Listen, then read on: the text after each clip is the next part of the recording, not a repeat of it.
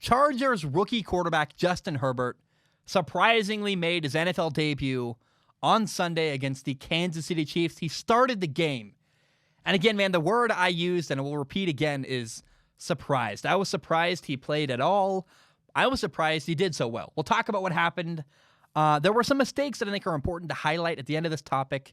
It's going to turn into basically a film analysis video where I show you what went wrong and part of the mistakes Justin Herbert made and why I'm not all in and sold on Justin Herbert.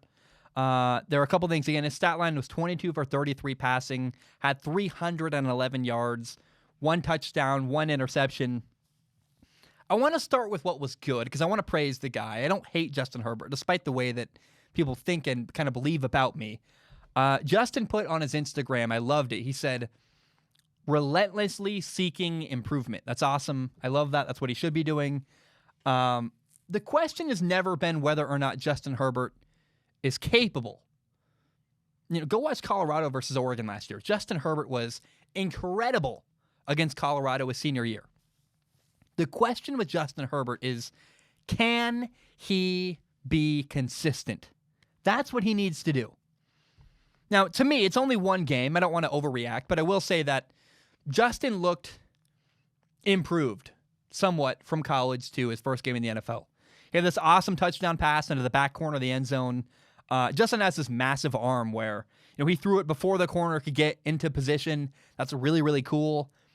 The Chargers had this 17-play drive. It ended in a field goal, but a 17-play drive, that's not an accident. That's really, really good football. So credit to Justin Herbert. There were some things he did on Sunday that I liked. Now, I've got a lot of messages from people saying, apologize to Justin Herbert, or you were wrong about Justin Herbert. And those people look at the stats or they look at highlights, and I get it. If you look at just stats or highlights, then he looks incredible. But if you're going to look at the game just from a simplistic surface level view, then I would say, well, he also didn't win the game. And while you think that's not fair, I agree that's not fair. So let's have a talk about nuance and dive into the nuance of what happened rather than just looking at a surface level with Justin Herbert. I want to explain his mistakes in a minute, but I do want to say, if I'm wrong and Justin Herbert becomes a star quarterback in the NFL, I have no problem admitting that. I admit when I'm wrong. I try that all the time. When I'm wrong about stuff, I own it. It's important to me. It's one of my core values. But one game is not enough for me to admit that I'm wrong about Justin Herbert, because I don't know that I'm wrong about Justin Herbert yet.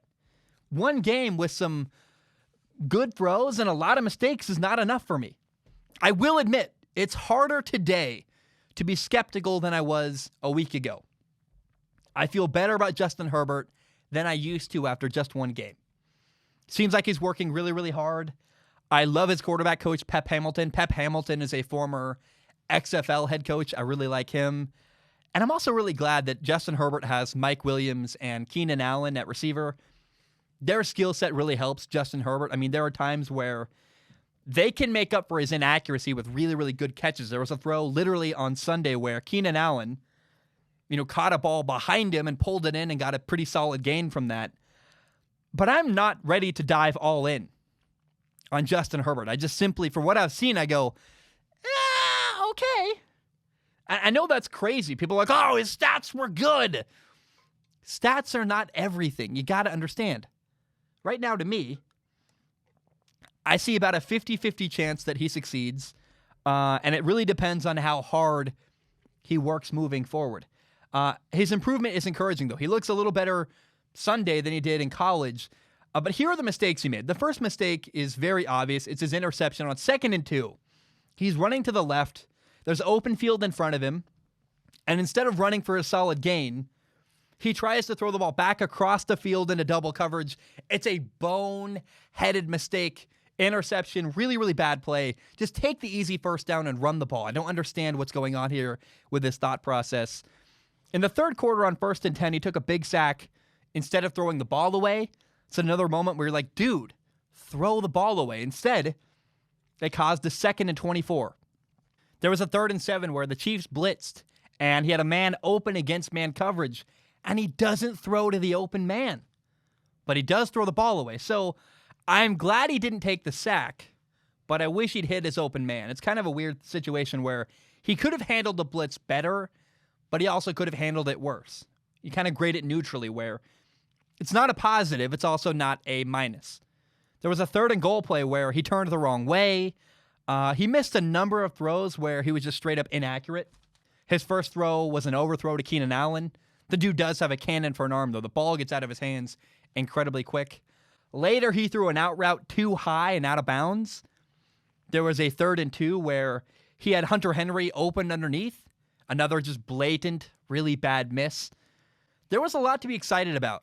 But Chargers fans are also overlooking a lot of concerning mistakes and a lot of concerning things that happened on Sunday. And I totally get it.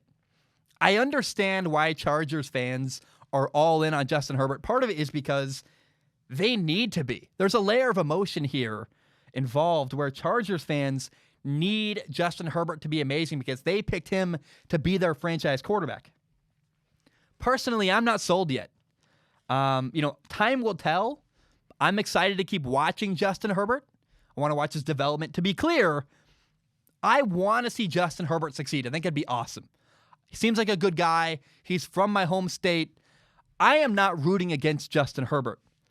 But my job as an analyst is to be honest. And when I watch Justin Herbert, I go, a lot of mistakes. We'll see what happens. I think, again, a 50-50 shot is about what I see, which is higher than it would have been a couple weeks ago. So that's good.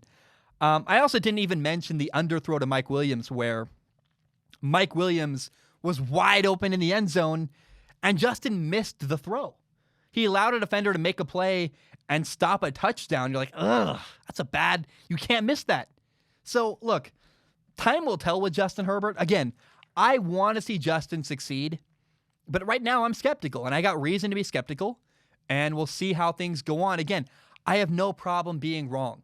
If Justin proves me wrong, I'd be happy for him. I'll own it. I'll talk about it. But right now, we're not there yet. Let's see in a couple weeks. And if he ends up playing, he might not even play. It looks like he's going to be the backup to Tyrod Taylor.